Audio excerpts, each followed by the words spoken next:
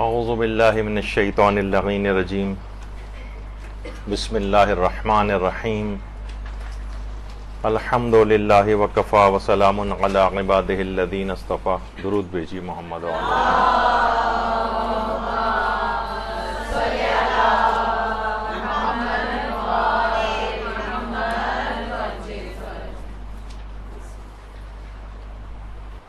کس قدر خوش نصیبی ہے کہ آپ میں سے کچھ طالبات جو کہ جن کا نیا ایڈمیشن ہوا ہے،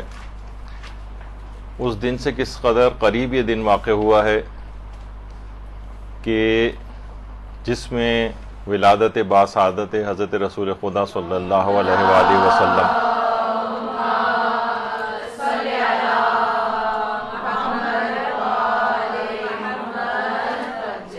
اور حضرت امام جعفر صادق علیہ الصلاۃ والسلام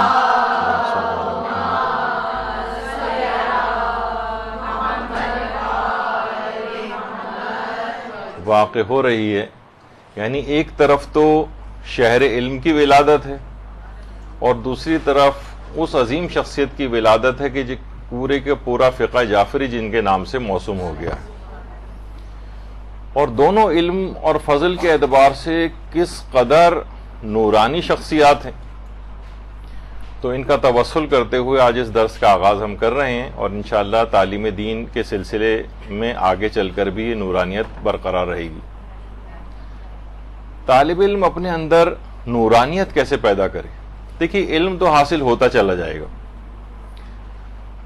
علم حاصل ہوتا چلا جائے گا، لیکن بعض اوقات دیکھنے میں یہ آتا ہے کہ وہ نورانیت جو علم کے ساتھ ہوتی ہے وہ حاصل نہیں ہو پاتی. جس طریقے سے گدھے کے اوپر کتابیں لاد دی گئی ہوں، کچھ اس طرح سے ایک طالب علم بن جاتا ہے. دیکھیے، سب سے پہلی بات تو یہ ہے کہ آپ کے علم میں یقیناً یہ بات ہوگی کہ علم جو ہے وہ صفت پروردگار ہے، اور پروردگار اپنی صفات کو دینے میں بالکل بھی بخل سے کام نہیں لیتا، بلکہ وہ یہ چاہتا ہے کہ میری ہر صفت بقدر ظرفیت میری مخلوق کے اندر منتقل ہو. یعنی پروردگار عالم مثلا اگر رحیم ہے تو وہ بھی چاہتا ہے کہ آپ لوگوں پر رحم کریں، وہ اگر کریم ہے تو وہ بھی چاہتا ہے کہ آپ لوگوں پر اپنا کرم کریں، وہ اگر حی ہے ہمیشہ زندہ رہے گا تو وہ یہ چاہتا ہے کہ آپ بھی ہمیشہ زندہ رہیں. ظاہر ہے کہ مرنے کے بعد جو ہے وہ زندگی ختم نہیں ہو جائے گی اور اس کے بعد ہمیشہ ہمیشہ جاری رہے گی. یعنی یہ صفت ہمیشگی میں وہ اپنی مخلوق کو بھی شریک کرتا ہے. وہ قدوس ہے، پاک و پاکیزہ ہے، وہ چاہتا ہے کہ میری مخلوق بھی جو ہے وہ پاک و پاکیزہ رہے. وہ سلام ہے، سلامتی کا پیغام ہے، وہ چاہتا ہے ہم سے کہ یہ صفت آپ کے اندر بھی پیدا ہو جائے اور ہم بھی سلامتی کا پیام بن جائیں. ہر شخص کے لیے سلامتی سلامتی ہماری طرف سے ہو، کسی کو کوئی دکھ اور تکلیف و آزار نہ پہنچائیں. وہ عزیز ہے، صاحب عزت ہے، وہ چاہتا ہے کہ ہم بھی کوئی ذلیل کام میں رسوا نہ ہوں. یعنی ہر چیز اسی طریقے سے اس کی ایک صفت علم بھی ہے، اور وہ یہ چاہتا ہے کہ میری مخلوق علم کی صفت سے متصف ہو اور اپنے علم کو مسلسل بڑھاتی چلی جائے. تو دیکھیے، یہ علم ہمیشہ سرفرازی عطا کرتا ہے. فرشتوں نے جب تخلیق آدم کے اوپر اعتراض کیا تھا تو آپ قرآن کے اندر پڑھتی ہیں نا، تو حضرت آدم کو علم ہی کی وجہ سے فوقیت اور برتری فرشتوں کے اوپر حاصل ہوئی. وَعَلَّمَ آدَمَ الْأَسْمَاءَ كُلَّهَا وَعَلَّمَ آدَمَ الْأَسْمَاءَ كُلَّهَا. یعنی وہ جو اسماء پروردگار عالم کی طرف سے دیے گئے تھے، جن کی تعلیم دی گئی تھی، اس علم کی بنا پر آدم کی برتری فرشتوں کے اوپر ظاہر ہوئی. اور آپ جو قرآن ہی کے اندر پڑھتی ہیں کہ عزیز مصر نے جب حضرت یوسف کو قید خانے میں قید کر دیا تھا، تو اپنے اس علم کی برکت ہی کی وجہ سے جو علم تعبیر الرؤیا ان کو دیا گیا تھا، خوابوں کی تعبیر کا علم، اس سے ان کو وہاں سے رہائی نصیب ہوئی تھی. یعنی علم ہر جگہ اس طرح سے نجات کا سامان مہیا کرتا چلا جاتا ہے. اور آپ دیکھتی ہیں کہ غار حرا میں جو وحی نازل ہوئی تھی، اس میں جو ابتدائی آیات تھیں، ابتدائی تقریباً 5 آیات، وہ یہی حصول علم اور ذرائع حصول علم سے متعلق تھی. تو یہ تمام چیزیں ایسی ہیں. اچھا اس میں مرد حضرات کا بھی ایک اپنا رول ہے, خواتین کا بھی اپنا ایک رول ہے.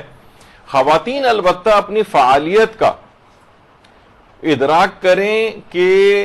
علم دین کے سلسلے میں دیکھیے عام طور پر جو عام علوم ہیں ہم دیکھتے ہیں میڈیکل سائنس کے اندر خواتین مردوں سے آگے جا رہی ہیں. کسی بھی جگہ آپ چلے جائیں میڈیکل کالجز کے جو پوائنٹس گزر رہے ہوتے ہیں, اب یہ کہا جانے لگا ہے کہ لڑکوں کو جو آگے بٹھایا جائے اتنی کم تعداد ان کی ہوتی ہے, باقی سب میں لڑکیاں مثلا بیٹھیں گی. اسی طریقے سے انجینئرنگ یونیورسٹیز میں چلی جائیں, کامرس میں آپ دیکھ لیں جا کر,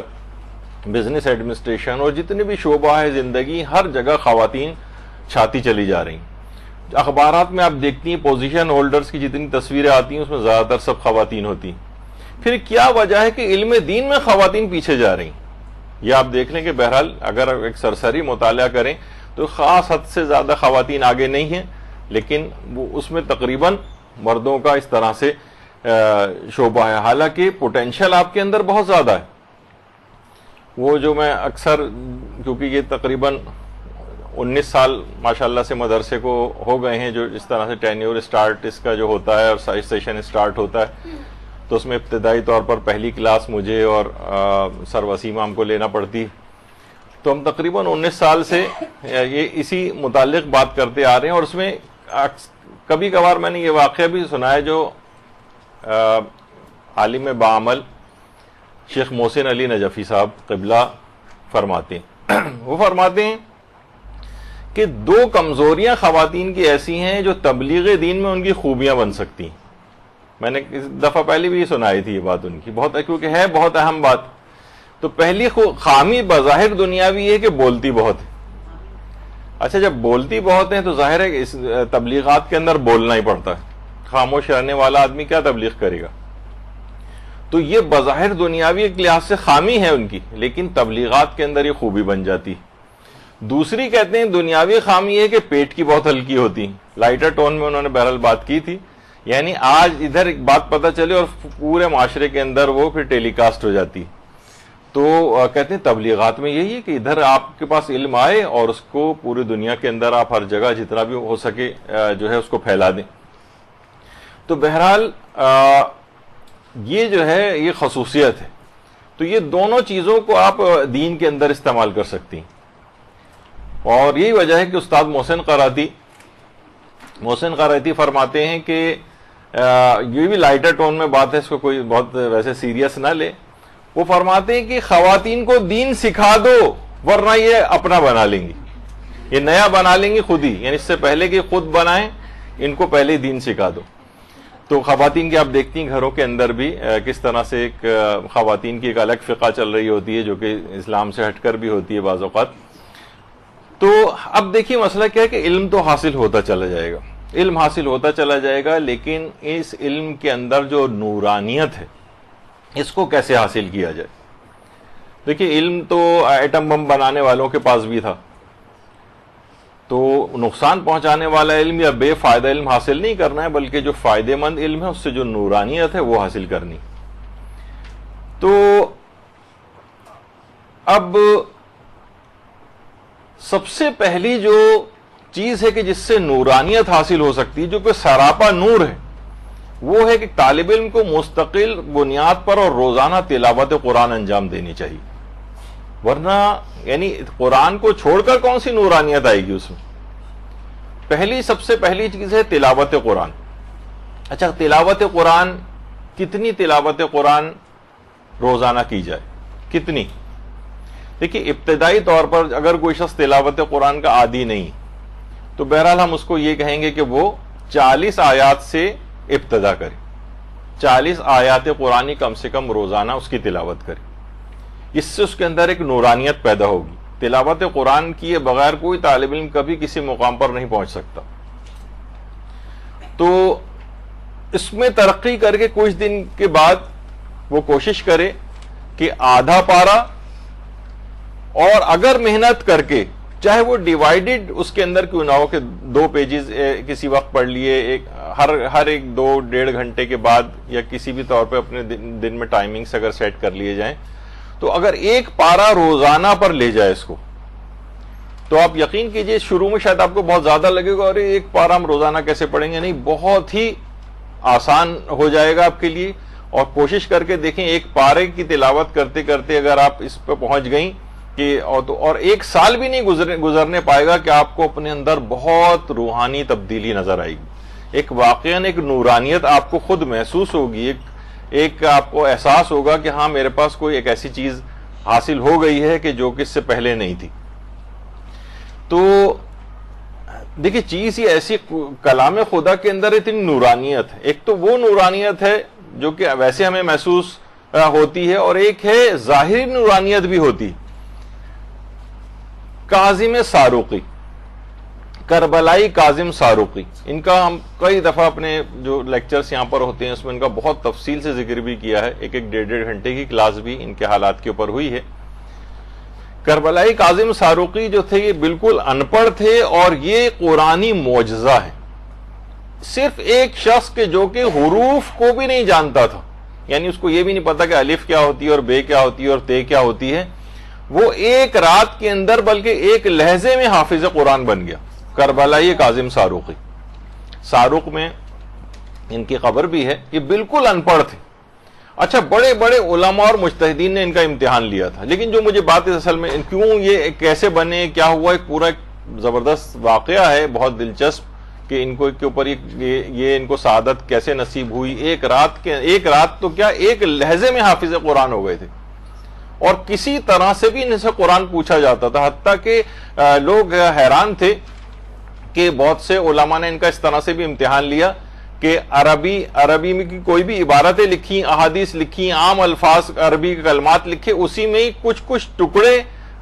قرآنی آیات کے ڈالے اور کہا دیکھ کے بتائیں. تو انہوں نے اگرچہ بالکل پڑھے لکھے نہیں تھے، لیکن وہ انہوں نے اشارہ کر کے بتایا کہ یہ قرآن ہے اور یہ قرآن نہیں ہے، یہ قرآن ہے اور یہ قرآن نہیں ہے. اللہم صلی علی محمد وعلی محمد.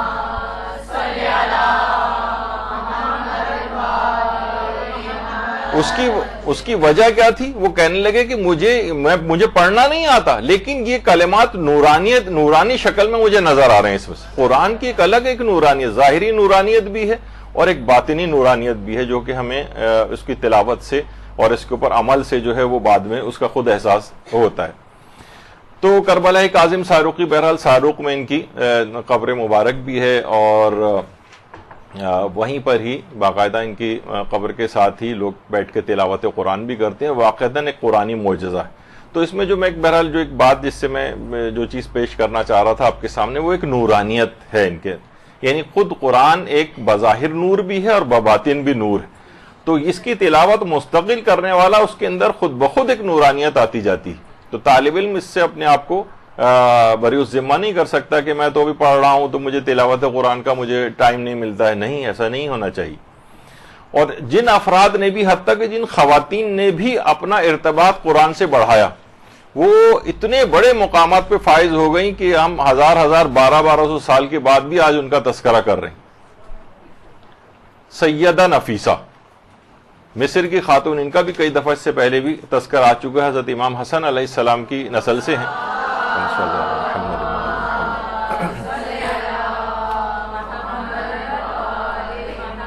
اور مصر میں ان کا مزار ہے، اور ان کی جو شادی تھی حضرت امام جعفر صادق علیہ السلام کے اولاد میں سے، اللہم صلی علی محمد وعلی محمد، اسحاق معتمن کے نام سے تھے وہ، ان سے ان کی شادی ہوئی تھی، جو کہ حضرت امام موسیٰ کاظم علیہ السلام کی امام رضا کے متعلق جو وصیتیں تھیں ان کے گواہوں میں سے بھی تھے اسحاق معتمن. ان سے ان کی شادی ہوئی تھی، اور وہ خود بھی بہت عظیم شخصیت تھے. معتمن نام بھی ان کا اس وجہ سے پڑا تھا کہ وہ امانت داری کے اندر بہت مشہور تھے. اسحاق معتمن نام ہی ان کا اس وجہ سے پڑا تھا. تو بہرحال جو سیدہ نفیسہ تھی یہ حافظہ قرآن تھی، حافظہ قرآن. اور باقاعدہ آغا ذبیح اللہ محلاتی انہوں نے کتاب لکھی ہے ریاحین الشریعہ، یعنی جو شیعوں میں بانوان دانشمند شیعہ، یعنی عقلمند ترین خواتین، ہوشیار ترین خواتین جو گزری ہیں، ان کے موضوع پر ایک جو ہے وہ کتاب لکھی ہے. اس میں ان کا تذکرہ کیا ہے. اس میں انہوں نے لکھا ہے کہ اتنی زیادہ عبادت گزار تھیں سیدہ نفیسہ کہ باقاعدہ اپنے گھر میں انہوں نے ایک قبر بھی کھود رکھی تھی جس کے اندر یہ عبادت بھی انجام دیتی تھیں، اور اپنی اس قبر کے اندر بیٹھ کر اپنے ہاتھوں سے اپنی قبر کھودی تھی، اور روزانہ اس قبر کے اندر بیٹھ کر تلاوت قرآن کرتی تھی، یہاں تک کہ انتقال کے وقت تک اس قبر میں 1900 دفعہ قرآن ختم کیا۔ یہ تو ذبیح اللہ محلاتی نے لکھا ہے، اور بہت سی اور جو جگہوں کے اوپر اس تعداد کے متعلق ہے، یہاں تک کہ کچھ علماء نے 6000 دفعہ ختم قرآن کرنے کے متعلق بھی تحریر فرمایا۔ تو یہ کوئی مذاق بات نہیں ہے کہ قرآن سے اس قدر ارتباط بڑھایا تھا کہ 1900 دفعہ یا 6000 دفعہ ختم قرآن بیٹھ کر کیا، اور اس قدر ہی سعادت حاصل ہوئی تھی کہ کہا جاتا ہے، روایتوں میں بھی بات آئی ہے باقاعدہ، یہ ان کی محراب ہے کہ جہاں پر وہ عبادت بھی کیا کرتی تھیں، اور وہ یہیں پر ان کا انتقال بھی ہوا ہے، اور انتقال کے وقت بھی تلاوت قرآن کر رہی تھیں، اور اس آیت کی تلاوت کر رہی تھیں جو ان کی محراب پہ اب بھی لکھی ہوئی ہے، لہم دار السلام عند ربہم وہو ولیہم بما کانوا یعملون۔ یہ باقاعدہ اس آیت کی تلاوت کرتے ہوئے اس جہان فانی سے رخصت ہوئیں۔ تو بہت قرآن سے اپنے ارتباط کو اس قدر بڑھا لیا تھا، اس قدر تلاوت قرآن، اور صرف یہی نہیں کہ بلکہ اس کی وجہ سے دیگر ان کو حاصل ہوئی نعمتیں اور فضیلتیں۔ 30 حج کیے، 30 حج سیدہ نفیسہ نے، اور انتہا سے زیادہ مالدار بھی تھیں، لیکن اس کے باوجود بھی تاریک دنیا کی طرح سے انہوں نے زندگی گزاری، اور علم اس قدر بڑھ گیا تھا کہ باقاعدہ برادران اہل سنت کے بڑے بڑے علماء، مثلا محمد ابن ادریس شافعی، وہ ان سے احادیث لینے کے لیے ان کے گھر تشریف لاتے تھے۔ حنبلی عالم احمد ابن حنبل سیدہ نفیسہ کی علمی اور اخذ احادیث کی جو نشستیں ہوتی تھیں اس میں شرکت کیا کرتے تھے، اور آج بھی ہر اتوار اور جمعرات کو باقاعدہ لوگ ان کے مزار پر جاتے ہیں، اور یہاں تک کہ شادی بیاہ کی جو تقاریب ہوتی ہیں وہ بھی سیدہ نفیسہ کے مزار پر ہی منعقد کرتے ہیں وہاں کے علاقے کے لوگ، اور بلکہ وہاں پر ایک رسم بھی ہے، رسم کے طور پر ایک علاقائی رسم ہے کہ جو بھی نئی نویلی دلہن ہوتی ہے اس کو وہاں لا کر قبر سیدہ نفیسہ کا ایک طواف کرایا جاتا ہے، پھر وہ اپنے شوہر کے گھر جاتی۔ تو بڑی بابرکت دیکھیے اب یہ خواتین کے ان کی جو سب سے بڑی فضیلت ہے سیدہ نفیسہ کی، وہ قرآن سے ارتباط ہے، اور اس قرآن سے ارتباط کے نتیجے میں آپ نے دیکھا کہ کتنا بڑا مقام حاصل کیا کہ آج تک سیدہ نفیسہ کا نام زندہ ہے، اور خاص طور پہ تلاوت قرآن اپنی قبر کھودی ہوئی، جو اپنے ہاتھ سے قبر کھودی تھی، اس میں بیٹھ کر 1900 دفعہ یا 6000 دفعہ ختم قرآن کیا۔ تو بہت چیزیں ایسی ہیں اس کے اندر کہ جو برکتیں حاصل ہوتی ہیں۔ اچھا، کچھ قرآنی سورہ بھی ایسے ہیں کہ جو کہ اسپیشلی، ویسے تو پورا قرآن ہی نورانی کرتا ہے، لیکن علم کے اعتبار سے اور کوئی طالب علم کی نورانیت کے اعتبار سے کچھ خصوصی سورہ بھی ہیں، یہ بھی اگر آپ اس طور پر اس کو دیکھ لیں، اور یہ ہمارے بڑے بڑے مجتہدین جیسے کہ عرفانیات کے اندر سید عبد الکریم کشمیری کا نام جو ہے وہ بہت مشہور ہے۔ آیت اللہ سید عبد الکریم کشمیری وہ فرماتے تھے کہ حصول علم کے اندر اور اصول علم میں نورانیت پیدا کرنے کے لیے اور درجات میں بہت زیادہ اضافے کے لیے، یعنی اگر کوئی طالب علم چاہے کہ میں نورانی بن جاؤں، نورانیت میرے اندر آ جائے اور میں علم کے بڑے مقامات پر فائز ہوں، تو وہ فرماتے تھے اس کے لیے سورہ یاسین کی تلاوت کرے، لیکن کتنی تلاوت، روزانہ کی بات نہیں، کم سے کم اس نیت سے کہ میرے اندر نورانیت پیدا ہو جائے اور علم میں میں بہت بڑے مقام کو حاصل کروں، خصوصی اس نیت سے 85 مرتبہ سورہ یاسین کی تلاوت کرے۔ بہت جلدی وہ دیکھے گا کہ میرے اندر نورانیت بھی پیدا ہوئی اور علم میں ترقی کرتا جائے گا۔ باقاعدہ سید عبد الکریم کشمیری اس کام کے لیے 85 دفعہ، اب چاہے آپ وہی میں بتایا کہ کتنی بھی دفعہ اس کو کتنے بھی دنوں میں آپ ڈیوائیڈ کر کے پڑھ لیں، آپ سوچیں گے روزانہ میں 5 دفعہ سورہ یاسین پڑھوں گی، لیکن نیت یہ ہو کہ اسی نیت میں جو 85 دفعہ کی میں نے نیت کی ہے اس میں سورہ یاسین کو شمار کروں گی۔ اسی طرح سے سورہ رحمان کو بھی علم میں اضافے کے لیے اور نورانیت کے لیے علماء بہت تاکید کرتی ہیں، اور حافظے کے لیے بھی سورہ رحمان کی بڑی تاکید ہے، خاص طور پر اگر پوری سورہ نہ پڑھ سکے. ویسے تو خود سورہ رحمان بھی اتنی طویل سورہ نہیں ہے، مختصر ہی ہے، لیکن علماء فرماتے ہیں کہ ابتدائی آیتوں سے الرحمن علم القرآن سے لے کر جہاں پہلی دفعہ آئے فبأي آلاء ربكما تكذبان، خاص طور پر اتنا والا پورشن تو خصوصیت کے ساتھ طالب علم پڑھے. یعنی سورہ رحمان کو شروع سے پڑھتا ہوا جائے اور پہلا فبأي آلاء ربكما تكذبان جس جگہ پر آئے وہاں تک علی الخصوص، ورنہ اگر پوری سورہ رحمان پڑھے تو سونے پر سہاگا اور کیا ہی کہنا، لیکن یہ کہ کم سے کم اتنا تو اس کے اندر پڑھے تو علم میں بھی اس کے بہت زیادہ اضافہ ہوگا اور حافظہ بھی بہت قوی ہوگا اور نورانیت بھی اس کے اندر پیدا ہوتی جائے گی. تو سورہ یاسین کے بعد سورہ رحمان کی بڑی خصوصیت ہے. اور علم میں اضافے، حافظے اور نورانیت کے لیے علماء ایک عمل اور بتاتے ہیں، اور وہ ہے سورہ احقاف کا عمل. سورہ احقاف کو زعفران سے لکھے اور بارش کے پانی سے یا زمزم کے پانی سے دھو کر اس کا پانی پی لے.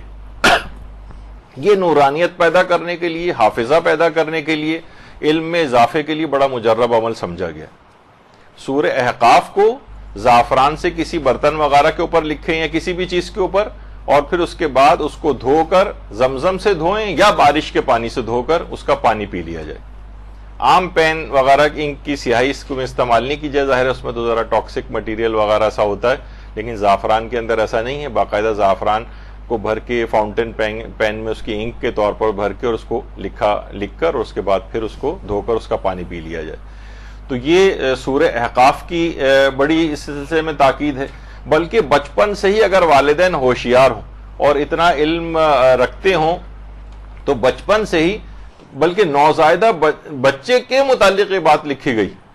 علماء نے لکھی ہے کہ سورہ حاقہ، الحاقہ تو ملحاقہ، سورہ حاقہ جو ہے اس کا پانی بھی اسی طرح سے زعفران وغیرہ سے سورہ حاقہ کو لکھا جائے، اس کے بعد اس کے پانی کے قطرات، یعنی اس کو دھو کر اس کے پانی کے قطرات نومولود بچے کے منہ میں ٹپکائے جائے. تو بچہ ذہانت کا پیکر بن جائے گا،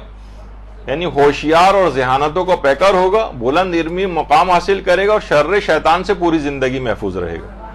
تو بہرحال یہ سورہ حاقہ کے متعلق ہے. یہ علم کے اعتبار سے جو میں نے کہا، ویسے تو پورا قرآن ہی نورانیت عطا کرنے والا ہے، لیکن خصوصیت کے ساتھ کچھ چیزیں علم سے متعلق بھی. تو ان چیزوں کی بہت اہمیت ہے، اس کو دیکھنا چاہیے. ہاں بس وہ اس تفصیل تو اس کی بہت ہوگی، پھر کس میں کون سی بوتل ہونی چاہیے، بوتل کا منہ کھولا ہو کہ بند ہو، اس کی تو فقہی مسائل بہت سارے الگ ہو جائیں گے پھر. تو بہرحال بوتل میں بھی ایک ساتھ بھی کر کے رکھ سکتے ہیں اور گاہے بگاہے استعمال کیا جا سکتا ہے. سورہ جن کو اگر کوئی شخص پڑھے، لکھے اور اس کا پانی پیے، سورہ جن کے متعلق بھی اس کی تلاوت بھی کرے، اس کے بعد اس کو لکھے، پھر اس کا پانی اگر پیے، تو اس کے اندر ایک خصوصیت پیدا ہو جاتی ہے کہ مناظرے میں اور ہر بحث میں وہ غالب رہے گا. بشرطے کہ یعنی یہ نہ ہو کہ وہ خود ہی باطل پر ہو اور وہ غالب رہے، ایسا نہیں. یعنی حق کو بعض اوقات یہ ہوتا ہے حق میں ہونے کے باوجود بھی انسان کمزوری اس میں رہتی ہے اور وہ غالب نہیں ہو پاتا. تو کوئی بھی بحث ہوگی، کوئی بھی مناظرہ ہوگا، یہ خصوصیت کے ساتھ یعنی ایک صلاحیت جو ہے وہ اس سورے کے اندر موجود ہے کہ انسان اس کو لکھے، پڑھے، اس کے بعد لکھے اور لکھ کر اس کا پانی پیے، تو اس کے اندر یہ خصوصیت پیدا ہوتی ہے. اسی طرح سے حافظے میں اضافے کے لیے، علم میں نورانیت کے لیے کثرت سے سورہ قدر کی تلاوت کرنا، کثرت کے ساتھ کوشش کرے کہ 10 دفعہ کم سے کم روزانہ، یا مثلا ایک تسبیح اگر سورہ قدر کی پڑھے تو کیا ہی کہنا. یعنی بہت بڑے بڑے علماء، بعض علماء تو ہر وقت وہ ان کے ہونٹ حرکت میں مصروف رہتے تھے، تو لوگ ان سے پوچھتے تھے کہ آپ اتنی عرفانی مطالب کے اوپر ہیں تو یہ آپ ہر وقت کیا پڑھتے رہتے ہیں؟ تو انہوں نے یہ تو نہیں کہا کہ میں یہ پڑھتا ہوں، بلکہ کہا کتنا ہی اچھا ہو کہ انسان روزانہ 1000 مرتبہ سورہ قدر کی تلاوت کر لیا کرے. تو یہ بہرحال یہ کہ اٹھتے بیٹھتے، چلتے پھرتے، آتے جاتے اگر آپ اس سورہ کی تلاوت کریں اور روزانہ ایک تسبیح کم سے کم پڑھ لیں. انہوں نے تو 1000 دفعہ خیر سورہ قدر کہی, لیکن کم سے کم ایک تسبیح سورہ قدر کی روزانہ, تو علم میں اضافے کے لیے, حافظے میں اضافے کے لیے اور نورانیت میں اضافے کے لیے بڑی مجرب سورہ سمجھی جاتی. لہٰذا یہ قرآن کے ساتھ جو ارتباط ہے یہ طالب علم کو نورانی بننے کے لیے لازمی اپنے اندر پیدا کرنا پڑے گا. اور پھر جب روزانہ کی بنیاد پر جو تلاوت قرآن ہوگی تو پھر آپ خود دیکھیں گے کہ کتنی تبدیلی آپ کو علم و دانش کے اعتبار سے بھی اپنے اندر محسوس ہوگی, اور ایک نورانیت کا ایک باقاعدہ آپ کو ایک احساس ہوگا اپنے اندر. اچھا, قرآن کے ساتھ ساتھ قرآن کی تلاوت تو کرنا ہی ہے, دوسری نورانیت پیدا کرنے کی چیز ہے کلام معصومین. کلام معصومین علیہم السلام. درود بھیجیے محمد علیہ.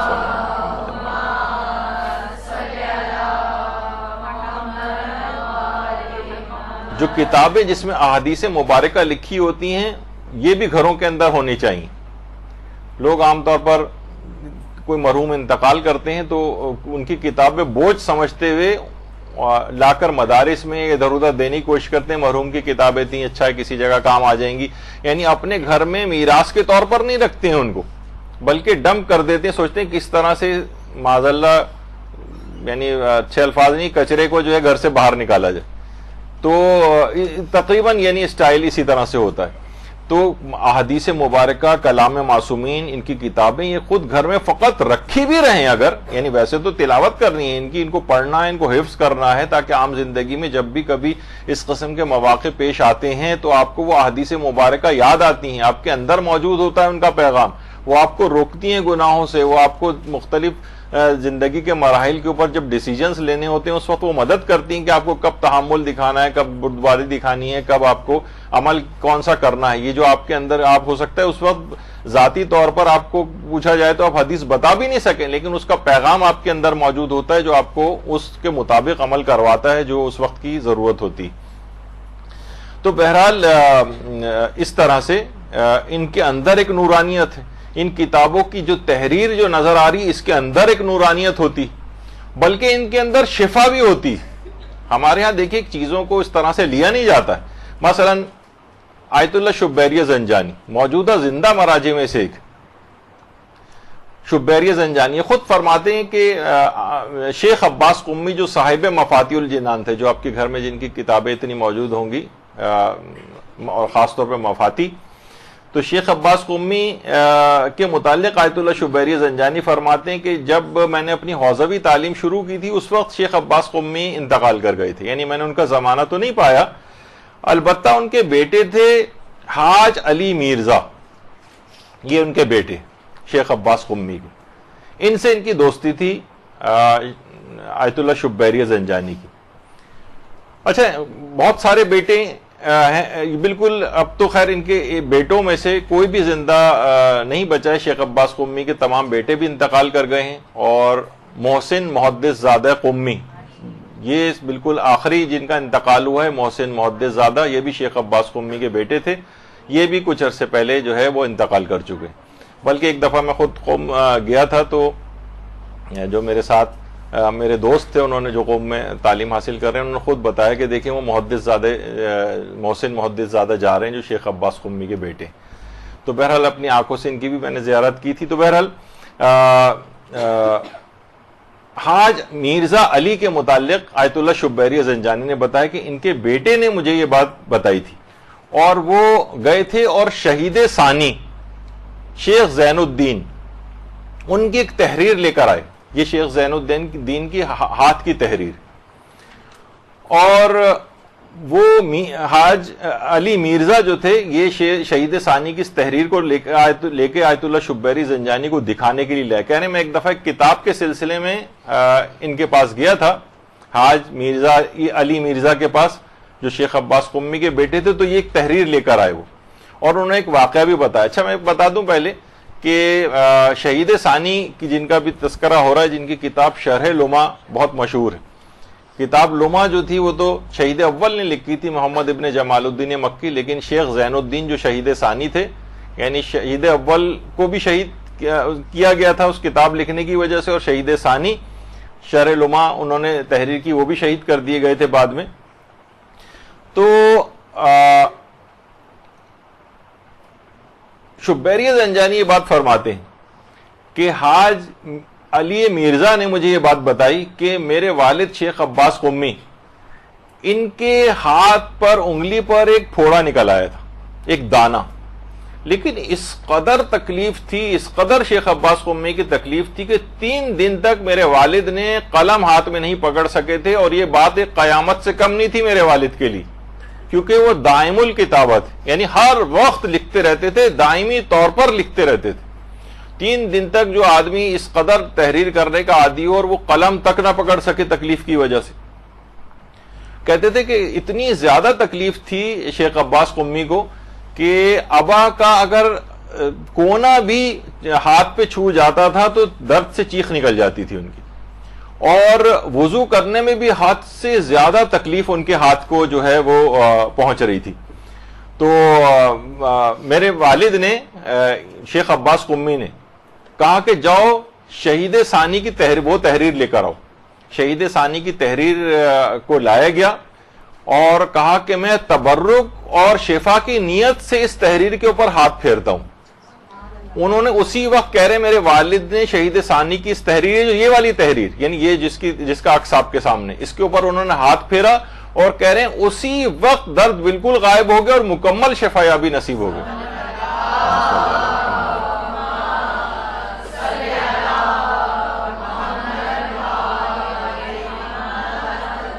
یہ ایسی نورانیت ہے تعلیمات محمد و آل محمد علیہ السلام کے اندر، یہ ایسی شفا یابی ان کے اندر ہے۔ تو سوچیں ظاہری اعتبار سے جب جسمانی امراض کی شفا ہے تو ہماری روحانی امراض کی کس قدر شفا ان چیزوں کے اندر نہیں ہوگی، تو سوچا جا سکتی ہے یہ بات۔ تو باقاعدہ اس بات کو جورا از دریا کے نام سے جو کتاب، جورا کہتے ہیں گھونٹ کو، یعنی دریا میں سے فقط ایک گھونٹ، تو وہ آیت اللہ شبیری زنجانی کی پورا یہ تفصیل جو ہے اس کتاب کے اندر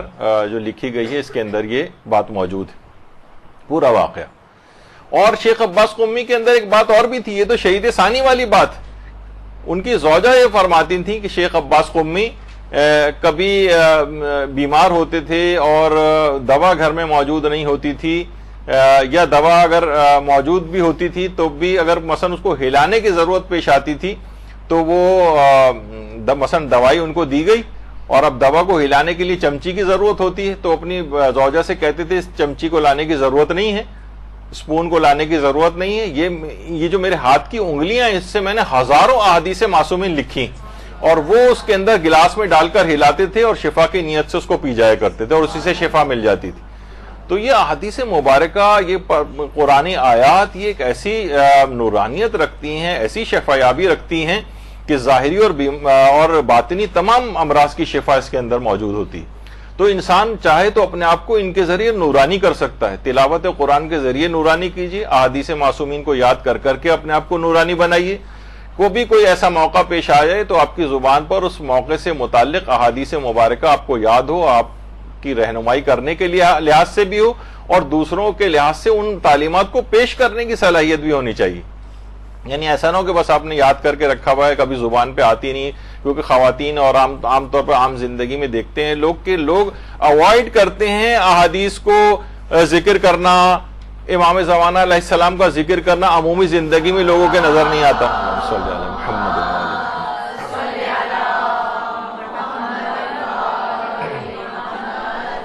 اور ان کو باقاعدہ آداب کے ساتھ پڑھنا چاہیے، باقاعدہ اچھی نیتوں کے ساتھ پڑھنا چاہیے ان چیزوں کو، یہاں تک کہ ابھی آپ نے شاید دیکھا بھی ہوگا کچھ خواتین جو سنتی ہیں علماء کے، مثلا مولانا علی مرتضی زیدی صاحب یہاں پر بھی آتے ہیں پڑھانے کے لیے، انہوں نے خود اپنا ایک ایکسپیرینس بتایا، اور کہنے میں نے جن لوگوں کو بتایا انہوں نے اس سے بہت استفادہ کیا۔ وہ کہتے ہیں جس طریقے سے تسبیح حضرت فاطمہ الزہرا سلام اللہ علیہ صلی اللہ علیہ وسلم،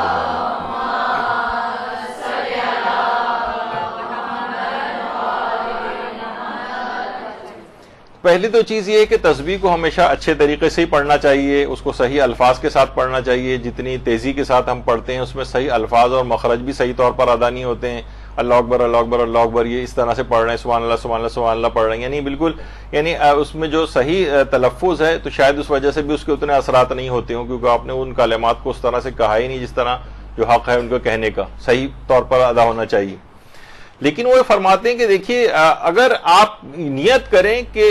ویسے تو دیکھیے تسبیح زبان سے جاری ہوتی، تو کوشش یہ نیت یہ کریں کہ یہ تسبیح جو میں تسبیح حضرت زہرا پڑھ رہی ہوں یہ میں اپنے قلب سے جاری کر رہی ہوں۔ انہوں نے کہا کہ جب یہ والی نیت ہو جاتی تو قلب سے، دیکھیے دل کا کام کیا ہے، پورے جسم کو خون سپلائی کرنا، ایک ایک سیل کے اندر یہ خون جاتا ہے، تو گویا یہ تسبیح آپ کے دل سے نکلے گی اور اس کے بعد ایک ایک جسم کے سیل تک پہنچے گی۔ پورے جسم میں ہمارے 75 ٹریلین سیلز ہیں، 75 خرب سیلز ہمارے جسم کے اندر ہیں، ایک ایک سیل کے اندر آپ نیت یہ ہوگا کہ یہ جو میں تسبیح پڑھ رہی ہوں یہ میں اپنے قلب سے جاری کر رہی ہوں، اس کے اثرات جہاں جہاں تک اس قلب کے ذریعے پہنچیں اور وہ اس جگہ پر پہنچیں تو ہر جگہ نورانی ہوتی چلی جائے گی۔ یعنی باقاعدہ انہوں نے کہا ہے کہ 1 سال تک اگر کوئی اس عمل کو کرے یا طویل تھوڑے دن کچھ عرصے تک کرے تو باقاعدہ اپنے اندر 1 سال کے بعد ایک تبدیلی نمایاں طور پر محسوس کرے گا۔ تو بعض اوقات کچھ یہ چیزیں ہیں علماء کی ہیں تو ان کو پورے اس شوق ذوق اور اچھی نیتوں کے ساتھ ان کو جو ہے وہ انجام دینا چاہیے۔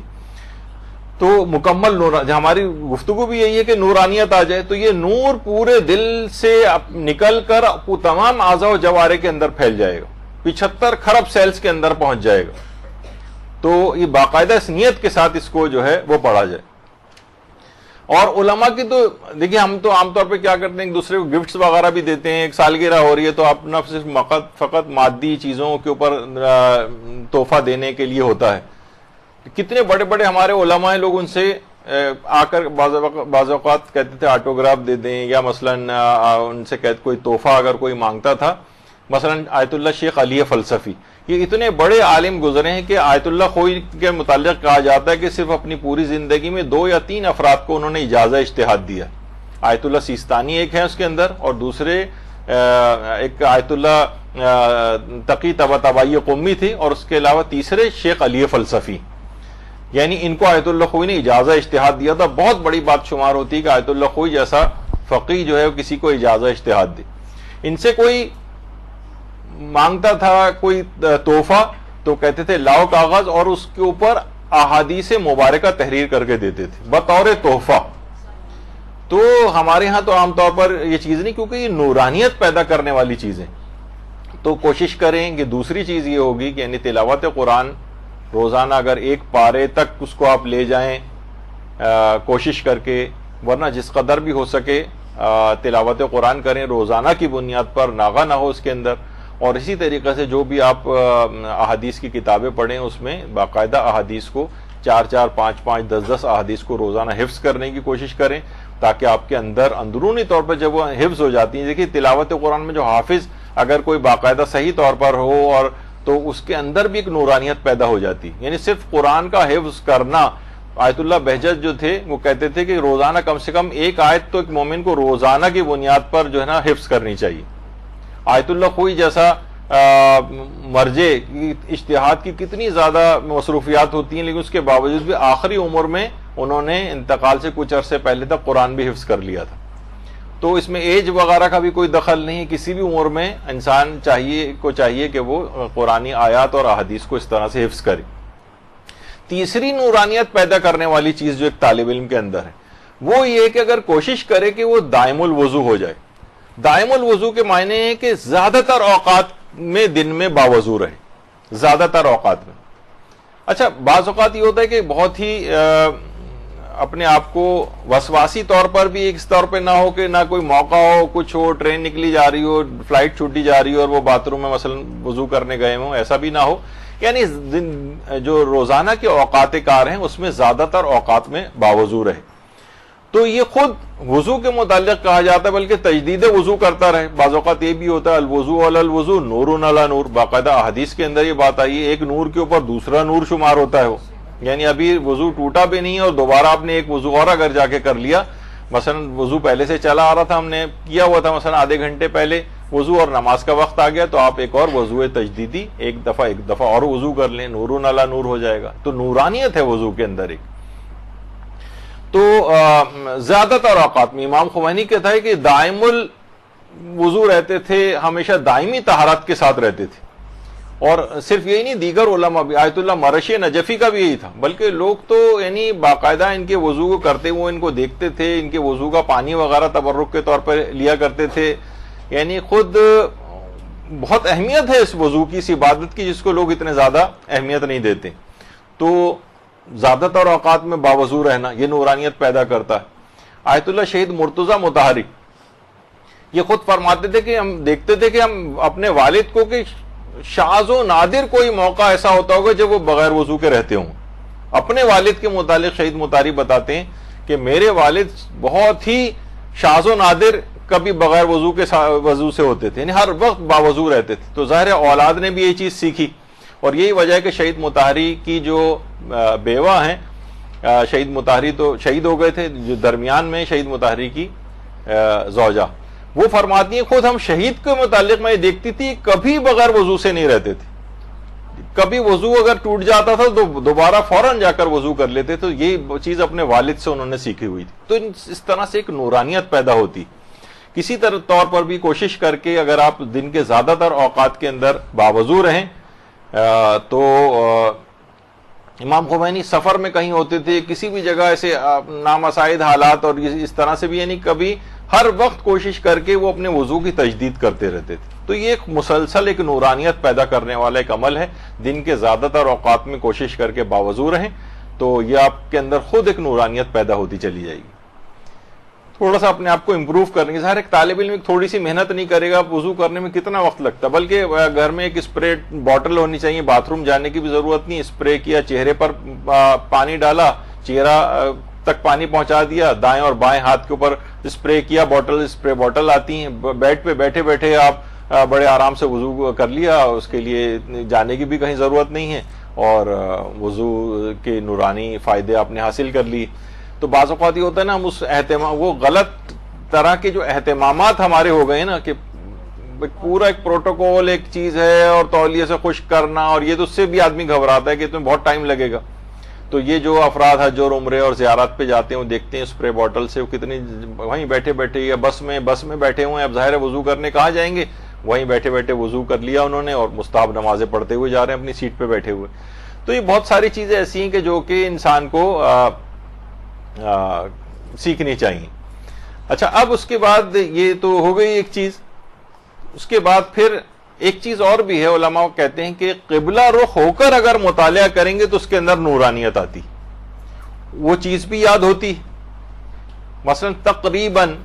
اگر آپ جیسے ابھی کی، میں نہیں کہہ رہا کہ آپ ابھی ایسا ہو جائے، یعنی میں بتا رہا ہوں کہ قبلہ رخ صرف تھوڑا سا لیفٹ پہ ہونے سے قبلہ رخ، مثلا قبلہ آپ کے تو گھر میں بھی کبھی پڑھ رہی ہو، کوشش کریں کہ کرسی میز یا اس طرح سے اگر کوئی ہو، اور ممکن ہو قبلہ رخ ہونا، پڑھائی کے وقت قبلہ رخ ہونا اگر ممکن ہے تو آپ کوشش کر کے قبلہ رخ ہو کر پڑھیں. خود قبلہ رخ ہونے میں اور خانہ کعبہ کی طرف سمت کرنے میں، آپ دیکھتی ہیں ریڈیو کی خاص سمت کے اندر جب اس کی وہ سوئی جاتی ہے تو وہ فوراً سگنلز کو کیچ کرتی، اور ورنہ آپ ویسے گھمائیں ادھر ادھر تو نہیں ہے. پہلے بوسٹرز اور وہ سب لگے ہوتے تھے، اینٹینا ہوتے تھے، خاص سمت کے اندر جب اس کو گھماتے ہیں ڈش اینٹینا کو تو پھر وہ سگنلز کو ریسیو کرتا ہے. تو بعض اوقات قبلہ رخ ہو کر اگر مطالعہ کرتے ہیں تو اس میں سمجھیں ایک لحاظ سے آپ کو سگنل زیادہ پروردگار کی طرف، یعنی کہ فہم میں اضافہ ہوگا، حافظے میں اضافہ ہوگا، نورانیت میں اضافہ ہوگا. کوشش کریں کہ قبلہ رخ ہو کر جتنا بھی ممکن ہو سکے اس کو پڑھیں. بلکہ بہت سے علماء تو اس کے بھی قائل ہیں، اگرچہ کوئی الگ سے کسی روایت میں تو نہیں آئی یہ چیز، لیکن وہ کہتے ہیں کہ ہم نے یہ دیکھا کہ نارمل بھی اگر کوئی مطالعہ نہیں کر رہے، کوئی ذکر نہیں کر رہے نمازوں میں کے اوقات میں، تو خیر وہ تو قبلہ رخ ہو کر ہی پڑھی جائیں گی. لیکن ویسے بھی اگر صرف بیٹھے ہوئے ہی ہیں اور قبلہ رخ ہو جائیں تو وہ بھی برکت کا باعث ہوتا ہے. یعنی صرف فقط ایسی بیٹھے ہوئے ہیں، بات چیت ہو رہی ہے، وہ بھی قبلہ رخ. تو بہرحال اس میں کسی وسوسے اور اس کی طرف نہ جائیں، کم سے کم مطالعے کے وقت قبلہ رخ ہو جائیں اگر ممکن ہو. اچھا، اب اگلی چیز جو کہ نورانیت پیدا کرتی ہے، ورنہ بے برکتی آتی ہے، ورنہ نحوست آتی ہے، وہ ہے استاد کا احترام. یعنی جس قدر انسان اپنے استاد سے متواضع رہتا ہے اسی قدر اس کا علم بڑھتا ہے. اور علماء فرماتے ہیں اللہ کی عادات میں سے ایک ہے، اللہ کی عادت، یعنی یہ جملہ تو اتنا نہیں اردو میں شاید مناسب لگتا، لیکن اللہ کی عادت یہ ہے کہ اگر استاد راضی نہ ہو تو علم اس شخص کے پاس آ نہیں سکتا، یا کم سے کم وہ نورانیت علم منتقل نہیں ہوتی۔ اور آپ کو پتہ یہ روایتوں میں بھی بات آئی ہے کہ خوشامد ویسے کسی کی پسند نہیں کی گئی ہے، لیکن عالم کی اور استاد کی خوشامد کرنا جو ہے وہ مذموم نہیں۔ انسان اپنے استاد کے سامنے تذلل اور انکساری اور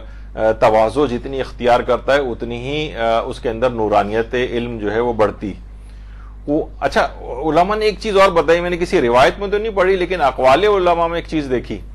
وہ یہ کہتے ہیں کہ حافظے میں اضافے کا ایک عمل یہ کہ انسان اپنے استاد کے حق میں دعا کرے، اس کا اپنا حافظہ اگر قوی کرنا ہے اس کو تو اپنے استاد کے حق میں دعا کرے۔ تو بہرحال کچھ چیزیں ایسی ہیں جو کہ علم کے لحاظ سے اور حافظے کے لحاظ سے، بلکہ علماء تو یہ کہتے ہیں کہ تحصیل علم کے اندر 4 چیزوں کا ادب بڑی خصوصیت کے ساتھ، ایک تو مسجد کا ادب، دوسرا مدرسے کا ادب، مدرسے کے بھی آداب، یہ نہیں کہ مثلا اگر آپ یہاں بیٹھی ہوئی ہیں، آپ دیکھ رہی ہیں بلا وجہ لائٹ جل رہی ہے، آپ اس کو بند کر دیں، کوئی چھالیاں کھا کے کسی نے اس کا ریپر جو پھینکا ہوا ہے نیچے، ٹافیاں کھا کے ادھر ادھر کچرا کیا ہوا ہے کسی نے، یا کوئی بھی اس طرح کی چیز، تو اس کو اٹھا کے ایک طرف، کہ مدرسے کا خود ایک تقدس ہے، تعلیمات محمد و آل محمد، جس طرح انسان مسجد کی صفائی کرتا ہے، جس طرح انسان اس کو وہاں پہ کوئی اس طرح کی کوئی چیز دیکھ کے اس کو ہٹا کے ایک طرف کر دیتا ہے۔ ہم دیکھتے ہیں کہ لوگ اس کا خیال نہیں کرتے، رمضان میں یہاں پر ہوتی ہیں افطار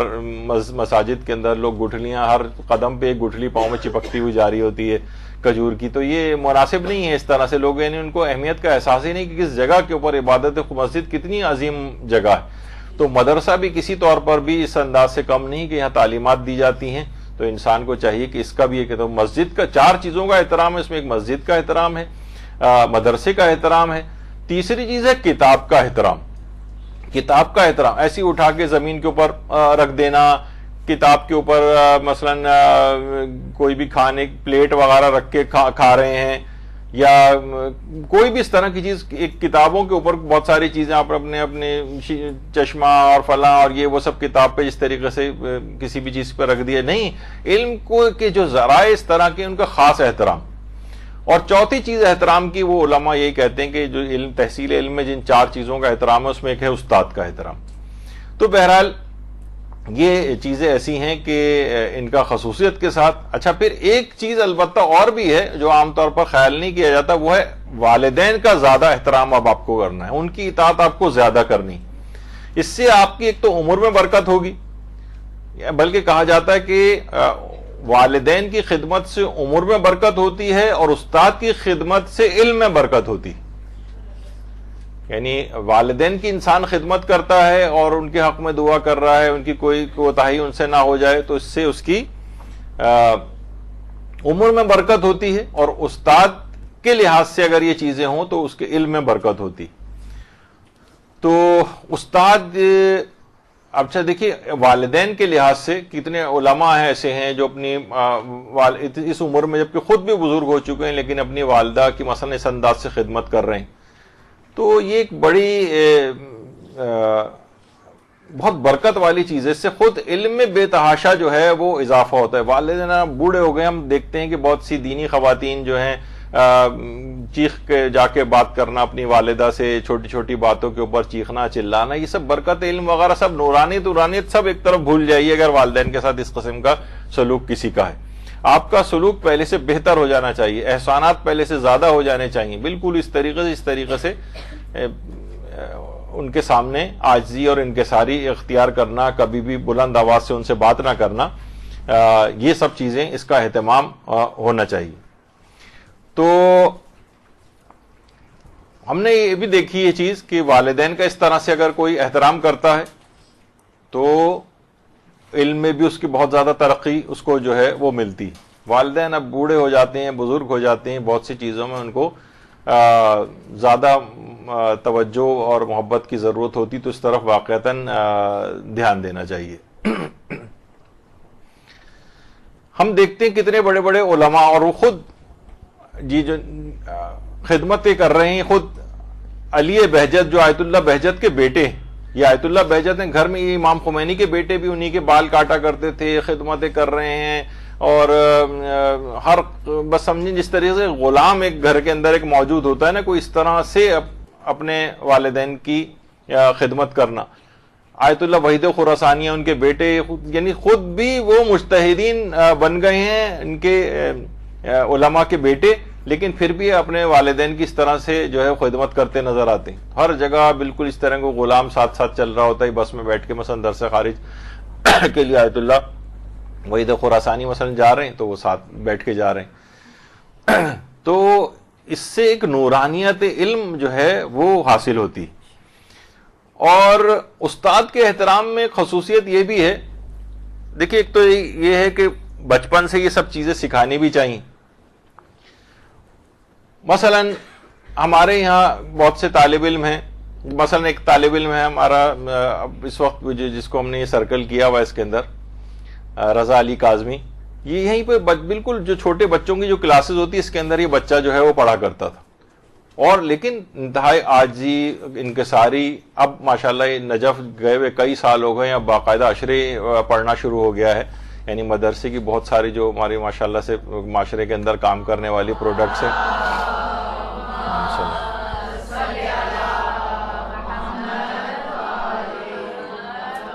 تو یہ اس سے بھی چھوٹا عمر میں یہاں پر آیا تھا، لیکن اس کے بعد یہاں پڑھتا رہا، لیکن عاجزی، تواضع، انکساری. اب بھی جب بھی کبھی بھی رضا علی کاظمی وہاں سے تشریف لاتے ہیں نجف سے، یہاں پر ضرور ملنے آتے ہیں، سب سے ملتے ہیں. یعنی ایک آدمی کے اندر کوئی اس لحاظ سے بات نہیں آ پائی کہ کوئی جس طرح ایک ہوتا ہے کہ بھائی اب تو ہم بہت پڑھ لکھ گئے ہیں تو اب وہاں کہاں اس پرانے چھوٹے مدرسے کے اندر جائیں گے، نہیں. تو اب علمی طور پر اور کوشش کرنی چاہیے کہ جتنی بچپن سے کم عمری سے اس علم کی ابتدا ہو جائے. ہم دیکھتے ہیں آیت اللہ سیستانی 14 سال کی عمر میں معمم ہو گئے تھے. اب ان کے اس لحاظ سے کتنے بچے ایسے ہیں جو 10-10 سال کی عمر میں بھی صاحب امامہ جو ہے وہ ہو رہے ہیں. تو علم کے لیے ہم یہ لوگ اسی چکر میں زیادہ تر لگے رہتے ہیں کہ ابھی او لیول کر لے، ابھی اے لیول کر لے، ابھی انجینئرنگ کر لے، ابھی بس میڈیکل اس کا ختم ہو جائے تو پھر بہتر ہے کہ اس کے بعد یہ پڑھنے جائے. جب تک وہ تمام افراد جن کے ساتھ وہ بچہ پڑھ رہا ہوتا ہے، یا جا آ رہا ہوتا ہے، اٹھ بیٹھ رہا ہوتا ہے، وہ اپنا کام کر چکے ہوتے ہیں، اس کی توجہ سے ہٹ چکی ہوتی ہے، اور شاذ و نادر ہی کوئی پھر اس حصار سے نکل پاتا ہے. تو جتنی کم عمری سے اس کے اندر اس کو لگا دیا جائے، اس کا مائنڈ سیٹ خاص جگہ کے اوپر ہو جائے. ہم صرف یہ کہ ابھی یہ پڑھ لے، ابھی وہ پڑھ لے، ابھی وہ پڑھ لے، تو اس سے یہ ہوتا ہے کہ پھر وہ علم دین والا سیکٹر اس کا ہمیشہ کے لیے رہ ہی جاتا ہے. تو بہرحال چھوٹی عمروں سے اس کی جو ہے وہ ابتدا ہونی چاہیے. تو دیکھیے استاد وہ ہے کہ دیکھیے کہا جاتا ہے کہ والدین تو ایک گوشت پوشت کا ایک انسان تخلیق کرتے ہیں، لیکن اس کو سنوارتا ہے، اس کو اچھی روحانی اعتبار سے جو شکل دیتا ہے استاد اس کو دیتا ہے. اس کو سنوارنے بنانے کا کام یہ استاد کا کام ہوتا ہے. والدین تو صرف ایک لحاظ سے پیدا کر دیتے ہیں، لیکن استاد کا کام اس لحاظ سے بہت زیادہ ہے. تو بہرحال دیکھیے علم جو یہ ہے شعبہ، اس کو کس کے متعلق کہا جاتا ہے؟ یہ وقت بہت مانگتا ہے. یعنی آپ یہ سوچیں گے بس آپ یہاں آئیں گی، 1-2-3 گھنٹہ یہاں پر پڑھیں گی ایک پورے ہفتے میں ایک دن، اس کے بعد گھر چلی جائیں گی، پھر اس کے بعد اگلی اتوار کو پھر دوبارہ یہاں آ جائیں گی تو بہت علم حاصل ہو جائے گا. نہیں، کہا جاتا ہے کہ جب علم ایسی چیز ہے کہ جب تک آپ اس کو اپنی ذات کا مکمل، اپنی ذات کو اس کے سپرد نہ کرتے تب تک یہ اپنا جو حصہ ہے اس میں تھوڑا سا حصہ اپنا دیتا ہے، جب تک کہ آپ اسے پورے کا پورا اپنے آپ کو اس کے سپرد نہ کر دیں.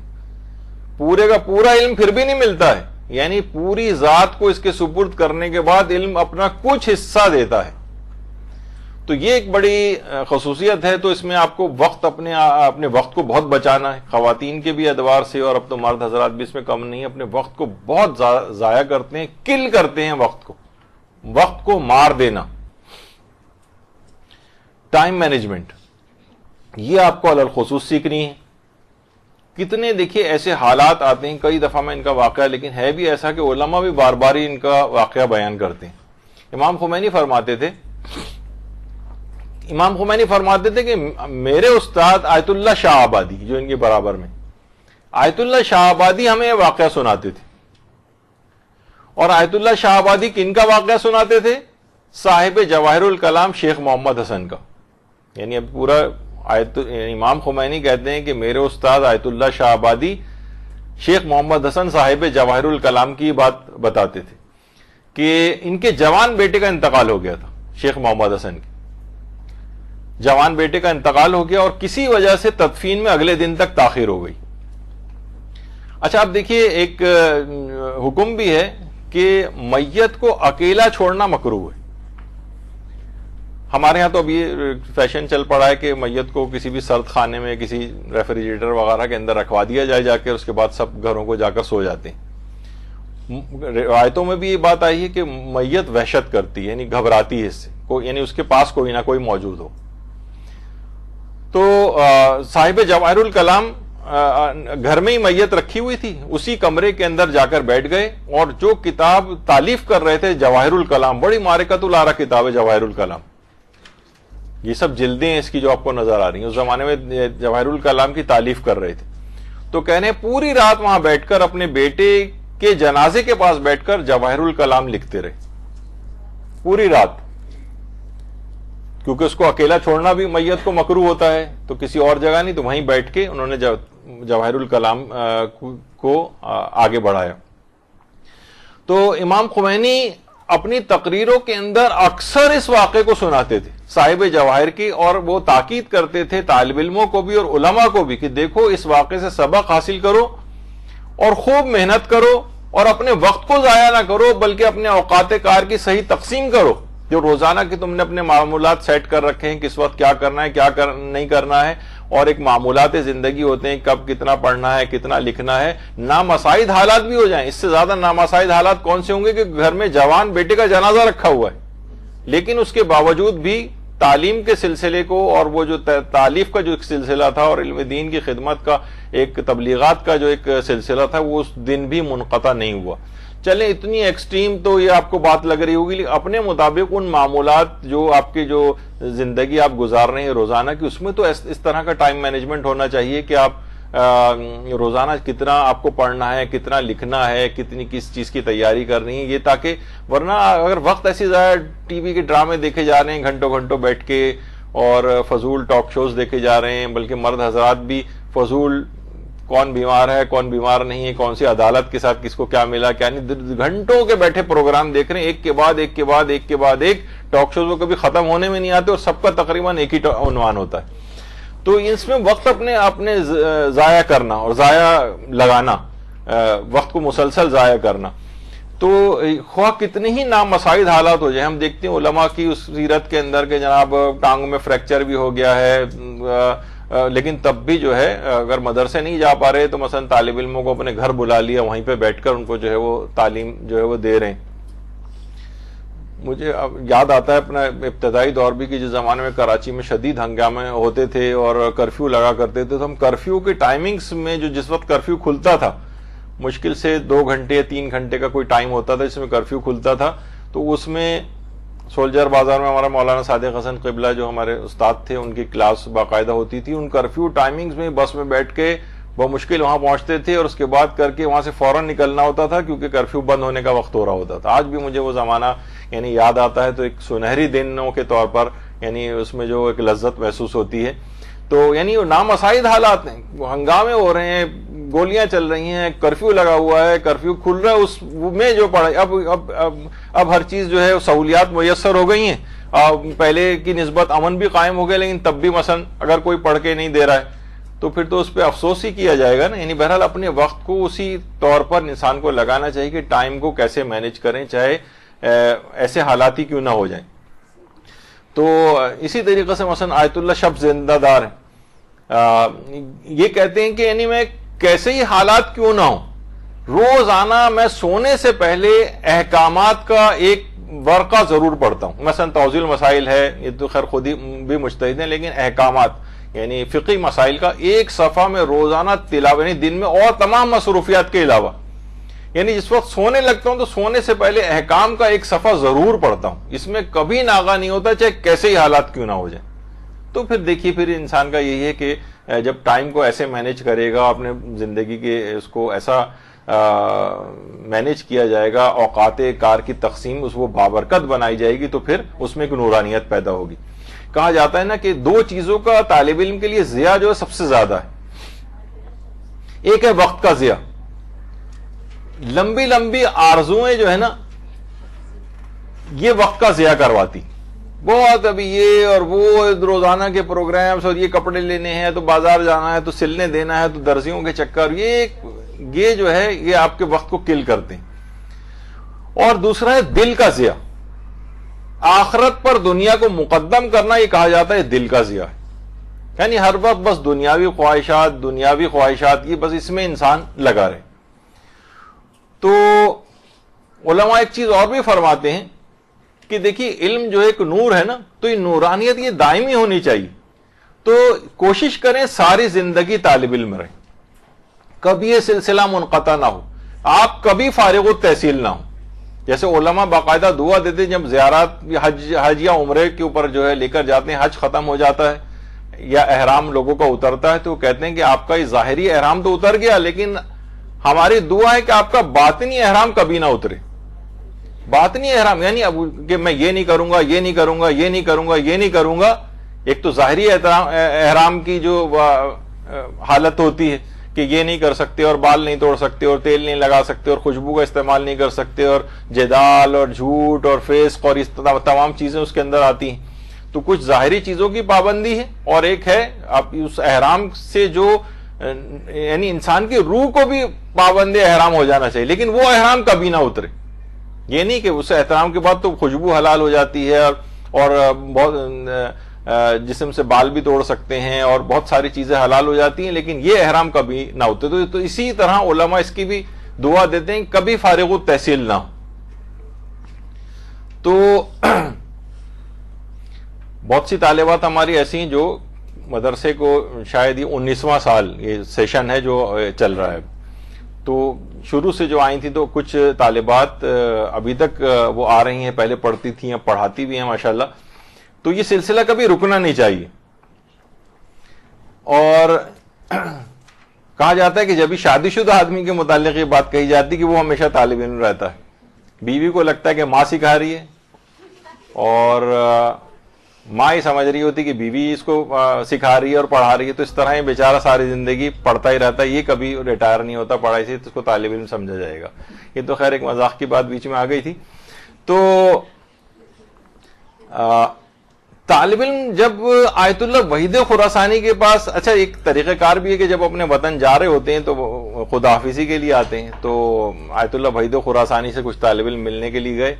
کہا یہ کیسے آئے؟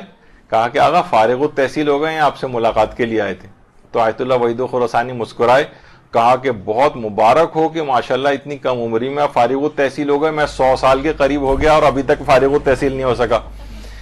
تو اب یہ ہے کہ بلکہ یہ بھی کہا کہ پیغمبر اسلام تک اپنے آپ کو فارغ التحصیل نہیں سمجھتے تھے اور قل رب زدنی علما ہمیشہ دعا کرتے رہتے تھے.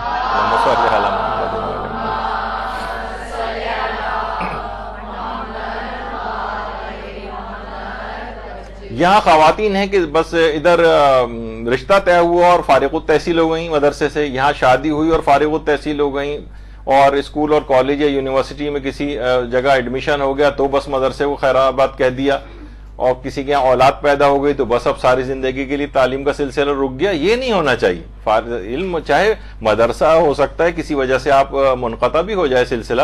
شادیاں ہو کے چلی جاتی ہیں, کسی شہر میں حالات ایسے نہیں ہوتے یا مدرسے آنا بعض اوقات ممکن نہیں ہوتا, تو لیکن تعلیم دین کا یا تحصیل علم کا سلسلہ کبھی نہیں رکنا چاہیے. گھر میں کتاب پڑھنے سے آپ کبھی نہیں رکنے. اب تو ہر چیز سمجھے مدرسہ اب گھر گھر پہنچ گئے, یعنی یہی مدرسہ نہیں, مدرسے سے مراد علماء کی تعلیمات سب کچھ انٹرنیٹ پہ ہر چیز موجود ہے, ہر وقت آپ کے ہاتھ میں موبائل فونز ہیں, اس کے اندر ساری چیزیں ہر وقت موجود ہوتی ہیں. اب تو کوئی عذر ہی باقی نہیں بچا ہے کہ آپ کہیں کہ بھائی میرے پاس وقت نہیں ہے یا میرے پاس کہیں جانے آنے کا وقت نہیں ہے, گھر سے اجازت نہیں. ہر چیز گھر پہ ہی مدرسہ آ گیا. سارے مدرسین آپ کی خدمت میں ہر وقت موبائل کے اندر موجود ہوتے ہیں کہ کب آپ کو تقریر سنائیں اپنی. تو خیر یہ تمام چیزیں ایسی ہیں کہ یہ ضرور اس کی طرف دھیان دینا چاہیے. کتنے بوڑھے بوڑھے بزرگ آج بھی جب اوقات ہوتے ہیں درس وغیرہ درس دینے جا رہے ہیں تو وہ کمرے جھکی ہوئی ہیں, لاٹھی ٹیکتے ہوئے جا رہے ہیں. ان کی اہمیت کا ایک احساس ہے. کتنے علماء آیت اللہ حسن زادہ عاملی بوڑھے ہو رہے ہیں لیکن پڑھنے کا سلسلہ، پڑھانے کا سلسلہ یہ جو ہے وہ رکنے نہیں پاتا.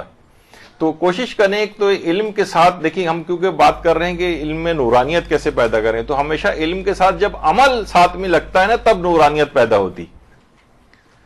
جس طرح دیکھیے وضو کرنے کا مقصد ہے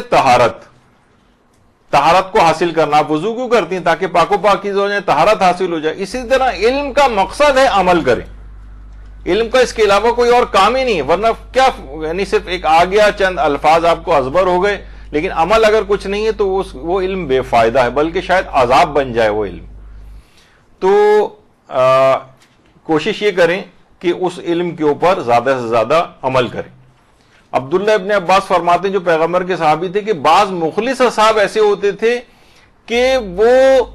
پیغمبر کے پاس آتے تھے اور 10 آیتوں کی صرف تعلیم حاصل کر کے جاتے تھے بس، اور کہتے تھے جب تک ہم ان 10 آیتوں کو اچھی طرح سمجھ کے ان پر عمل نہیں کریں گے تب تک اگلے اسباق کو لے کر نہیں جائیں گے یہاں سے. یعنی جب تک ان کے معنی جان کر ان آیات کے اوپر عمل نہیں کر لیتے تھے تب تک اگلا سبق لینے نہیں آتے تھے. کہ کیا فائدہ جب تک اگر ان آیات کے اوپر اگر عمل ہی نہ ہوا. جیسے میں نے ایک دفعہ ایک مومن کا واقعہ سنایا تھا، واقعتاً بڑی اچھی چیز ہے. وہ روزانہ تلاوت قرآن ایک صفحہ کرتے تھے اور پھر دیکھتے تھے صفحے کے اندر عمل کرنے کے لیے میرے اللہ کی طرف سے کیا پیغام ہے میرے لیے. اس پیغام کو نوٹ کر کے اپنے کاغذ کے اوپر لکھتے تھے، پورے کئی دن تک اس پر عمل کرتے تھے، اس کے بعد اگلے صفحے کے اوپر جاتے تھے. عمل کے اعتبار تلاوت جو کرتے ہوں گے وہ الگ ہے، لیکن عمل کے اعتبار سے روزانہ جو تلاوت ہو اس کے اندر آپ دیکھیں گے کون سی چیزیں میرے عمل کی ہیں اس میں. کیونکہ جب تک عمل ساتھ میں نہیں ہو تب تک بات آگے نہیں بڑھے گی اور علم کے اندر وہ نورانیت جو ہے وہ پیدا نہیں ہوگی. دیکھیں شیطان کے متعلق کیا کہا جاتا ہے؟ شیطان کے سے بڑا عالم کون ہوگا؟ یعنی کتنے انبیاؤں کا زمانہ اس نے دیکھا ہوا ہے، کتنے اولیاء کا زمانہ دیکھا ہوا ہے، بڑے بڑے علماء کو علمی طریقوں سے بہکاتا ہے، تو کتنا علم رکھتا ہے اپنے ساتھ. لیکن اس کے ساتھ مسئلہ کیا ہے؟ مسئلہ یہ ہے کہ علم کے اوپر اس نے اپنے عمل نہیں کیا، شیطان بن گیا. تو علم کے اوپر اگر انسان عمل نہ کرے، علم حاصل کرتے جائیں اور کردار و عمل کے اندر کوئی تبدیلی نہ ہو تو یہ علم ایک وبال جان بن جاتا ہے. یہ عذاب بن جائے گا، یہ برائیاں لے کر آئے گا، یہ تکبر پیدا کر دے گا، یہ عجب پیدا کر دے گا، بہت ساری اور چیزیں ساتھ میں آتی چلی جائیں گی. لیکن اس کے اوپر جتنا علم حاصل کرے اس کے مطابق عمل کرتا جائے تو پھر نورانیت آئے گی.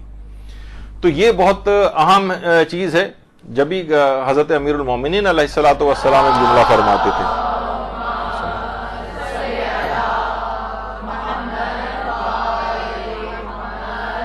وہ فرماتے تھے علم جو ہے وہ عمل کو آواز دیتا ہے. اگر وہ عمل کو حاضر پاتا ہے تو رک جاتا ہے ورنہ رخصت ہو جاتا ہے. یعنی علم عمل کو آواز دیتا ہے، اگر عمل موجود ہوتا ہے وہاں پر، عمل کو اگر وہ حاضر پاتا ہے تو علم رک جاتا ہے ورنہ رخصت ہو جاتا ہے. یعنی اگر آپ نے عمل نہیں کیا تو علم بھی آپ بھلا دیں گی،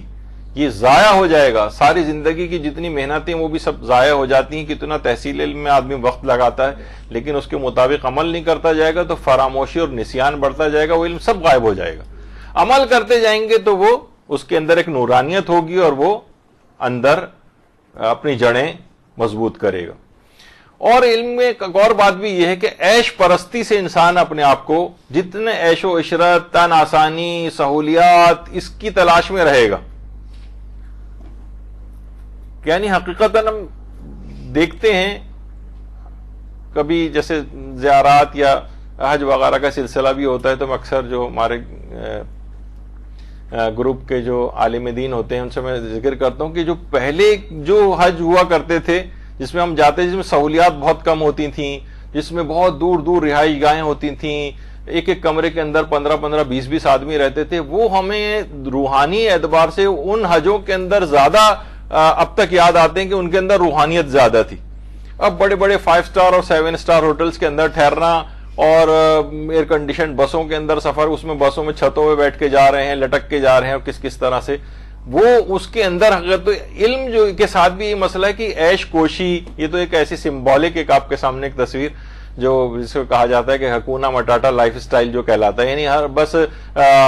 ایک عیش و آرام کے اندر بس اسی کے اندر ہی کچھ برگردانی آپ نے کر لی, موبائل فون میں سے لیٹے لیٹے کوئی کلپ سن لیا بس خالی, یعنی اس کے اندر کوئی محنت نہیں کرنی پڑ رہی, آپ کو کوئی جاں فشانی نہیں کرنی پڑ رہی, تو اس کے اندر بھی برکت اور نورانیت ختم ہو جاتی. کچھ محنت کرنی پڑے گی, کچھ جان لگانی پڑے گی,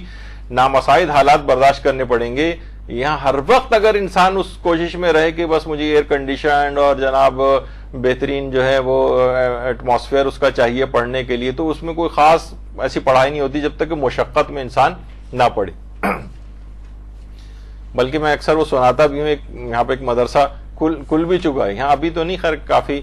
ہمارے مولانا شہریار عابدی بھی اس مدرسے کے اندر جو ہے وہ پڑھ چکے ہیں. اکثر وہاں کے حالات سناتے ہیں کہ انہوں نے اس کو آئیڈیل مدرسہ ظاہری اعتبار سے بھی بنانے کی کوشش کی تھی, جس میں طالب علموں کو سہولیات کہ جناب وہ ہاسٹل تھا اور صبح اٹھتے ہی ان کو جو ہے بیڈ ٹی دی جاتی تھی, اور اس کے بعد بادام اور پتہ نہیں کون سی چیزیں کھلائی جاتی تھیں ان کو, اور ہر طرح کی سہولیات ان کو کھانے پینے کے اعتبار سے وہ. لیکن کیا ہے کہ وہ چند سالوں کے اندر ہی وہ مدرسہ بند ہو گیا. طالب علم یعنی اگر وہ عیش پرستی اور اس کے اندر اگر پڑ جائے اور تھوڑا سی بھی سختی اس کو برداشت نہ کرنی پڑے, تو وہ بھی علم کی نورانیت ایک اس سے رخصت ہو جاتی. تو کوشش کریں کہ محنت و مشقت کے ساتھ جو ہے علم حاصل کریں. شہید قدوسی بہت بڑے عالم تھے جو بعد میں شہید بھی ہوئے, اور ان کی جو ہے وہ تصویر. تو محنت مشقت کے ساتھ یہ تمام چیزیں ہونی چاہیے, کیونکہ ہم یہ دیکھتے ہیں کہ بلکہ کہا جاتا ہے کہ طالب علم کو سب سے زیادہ نقصان پہنچانے والی اگر کوئی چیز ہے وہ سستی اور کاہلی. یہ بیماری اگر کسی کے اندر پیدا ہو جائے تو ذہین سے ذہین طالب علم کو بھی ناکامی سے دوچار کر دیتی, سستی اور کاہلی. علماء کے ہم دیکھتے ہیں, سیرت کا مطالعہ کرتے ہیں, باقاعدہ علماء اور طالب علموں کی سیرت کی کتابوں کو بھی مطالعہ کرنا چاہیے. کہاں کہاں وہ کس طرح سے وہ لوگ پڑھتے تھے, کیسے حاصل کرتے تھے, بھوکے پیاسے رہتے تھے, لمبے لمبے سفر کرتے تھے. طالب علموں کے متعلق کہا جاتا ہے کہ قبرستانوں میں سوتے تھے. ایک عالم دین نے نجف میں کچھ عرصے پہلے ایک مدرسہ بھی بنایا, تو خود جب وہ بنا رہے تھے وہاں, تو وہ کہتے تھے کہ وہاں حالات ایسے نہیں ہیں عراق میں ظاہر ہے, تو کچھ طالب علم ایسے تھے جو مختلف مقبروں میں جا کر قبرستانوں میں سوتے تھے, کوئی جگہ ہی نہیں ہے. اور تو یہ کیا ہے کہ یہ مشقت کے ساتھ جو ہے نا علم دین کو حاصل کرنا, رات بھر جاگنا. جو ہمارے عالم انتقال کر گئے علامہ ذیشان نظر جوادی, ان کے کلاس فیلوز اور جو اور علماء ہیں وہ بتاتے ہیں کہ کبھی ان کے کمرے کی لائٹ ہم نے بند نہیں دیکھی, لگتا ہی نہیں. پوری رات بیٹھ کے ترجمے کرتے تھے, پھر اپنے صبح جو درس شروع ہوتے تھے تو ان درسوں میں آ جاتے تھے, اور شام تک اس میں مصروف رہتے تھے, پھر جا کر لکھنا شروع کر دیتے تھے, پھر پوری رات لائٹ جل رہی, کب سوتے تھے آخر. تو اپنے اس تمام ٹائم پیریڈ کو انہوں نے اتنی محنت اور مشقت کے ساتھ گزارا. ہمارے سرپرست اعلیٰ مولانا غلام علی وزیری صاحب, ان کے متعلق خود وہ بتاتے ہیں, مولانا غلام علی وزیری صاحب, کہ جب ہم نجف میں ہوتے تھے اور رات کو نیند ستاری ہوتی تھی تو اپنے پاؤں, ہمیں کچھ تو مظاہرہ ہمارے سامنے ہی کرتے ہیں, اور وہ آپ کو پتہ ہے کہ بہت سے لوگ ان کو جانتے ہیں, ان کے مزاج کو کتنے جیدار ہیں وہ, کہ ہم اس طرح سے میں اپنے پاؤں کے بال نوچ کے بھی دکھائے, میں بال اکھاڑ کے دکھائے اپنے پاؤں سے, کہ میں اس طرح سے بال, تاکہ تکلیف سے ہم ساری رات جاگتے رہیں اور علم حاصل کرنے میں یعنی کوئی تعطل نہ آنے پائے. کیونکہ رات کو نیند ستاتی تھی تو اپنے جسم کو کچھ مناسب حد تک اذیت دے کر اور اس طرح سے بال اکھیڑ کے بھی انہوں نے ہمیں دکھائے. تو خیر اتنی تو آپ سے ریکوائرمنٹ نہیں ہے, لیکن یہ کہ کم سے کم اتنا ہو کہ یعنی ہر وقت کی عیش پرستی اور ہر وقت آرام اور سکون کی تلاش, اور یہ نہیں, اس میں بہت محنت جو ہے وہ درکار ہوتی. تو بہت سے ملتا بھی ہے. پیغمبر کے بعض اصحاب ہوتے تھے کہ ہر وقت تو ہر صحابی کا وہاں پہ پیغمبر کے پاس موجود ہونا ضروری نہیں ہوتا تھا, کہ ظاہر ہے اور بھی کام ہوتے ہیں. تو اگر ان کا کوئی درس مس ہو جاتا تھا, کیونکہ پیغمبر کی تو ہر نشست درسی ہوتی تھی, مسجد نبوی ہے تو پیغمبر خطاب کر رہے ہیں, اور جہاں پہ بھی موجود ہیں تو وہاں تعلیمات کو بیان کر رہے ہیں, تو کبھی ان سے مس ہو جاتی تھی کوئی ایک لحاظ سے, جسے ہم اپنی زبان میں کہیں کلاس پیغمبر کی, تو وہ اصحاب جو اس کلاس میں شریک ہوتے تھے, وہ اصحاب ان جیسے عبداللہ ابن عباس کے متعلق ملتا ہے کہ کبھی مس ہو جاتی ان سے وہ کلاس, تو وہ ان اصحاب کے گھروں کے باہر جا کر بیٹھ جاتے تھے, یا ان کے گھر جاتے تھے, معلوم ابھی گھر پر نہیں ہیں, تو انتظار کے لیے باہر گھنٹوں بیٹھے رہتے تھے، یا میں کہ وہ سو رہے ہیں تو جب تک وہ سو کر اٹھ نہ جائیں وہیں چادر بچھا کر بیٹھ جاتے تھے کہ جب اٹھیں گے تو میں ان سے وہ تمام چیزیں حاصل کروں گا کہ جو پیغمبر نے آج اپنی درس میں ارشاد فرمائی۔ تو یہ کیا ہے، یہ ہم فوراً ہوتے تو ہم تو یہ کہتے کہ ان کو گھر آ جانا چاہیے تھا، اگلے کسی اور دن جا کر پوچھ لیتے، نہیں، یہی تو ہے کہ یہ عیش پرستی وغیرہ ان کے لوگوں کی فطرت میں نہیں تھی، تو انہوں نے بڑے مقام، تو آج ہم اتنے 1400 سال بعد بھی بیٹھے ان کا ذکر کر رہے ہیں۔ تو ایک عالم سے باقاعدہ کسی نے پوچھا بھی تھا کہ آپ نے اتنا علم کیسے حاصل کیا، تو انہوں نے کہا 2 وجوہات کی بنا پر۔ ایک تو یہ کہ جو کچھ میں نے سنا وہ سب کا سب یاد کرنے کا التزام کیا، یعنی یہ نہیں کہ بس اب جو کتنی باتیں آج آپ نے سنی ہیں 2 باتیں یاد رکھ لیں باقی سب بھلا دی، نہیں، جو سنا میں نے اس کو یاد کرنے کا التزام کیا کہ میں جو سنا ہے اس کو لکھوں گا اور اس کو ذہن نشین کر لوں گا، اس کو التزام کیا۔ اور فرماتے ہیں طلب علم کے لیے جتنا سفر کرنا ضروری تھا وہ سب میں نے اپنی زندگی میں وہ تمام سفر کیے۔ تو بہرحال یہ چیز ہے۔ اور انہوں نے یہ بات بھی بیان فرمائی کہ 2 چیزیں ایسی ہیں جو خصوصیات، ایک جانوروں والی خصوصیت ہے اور ایک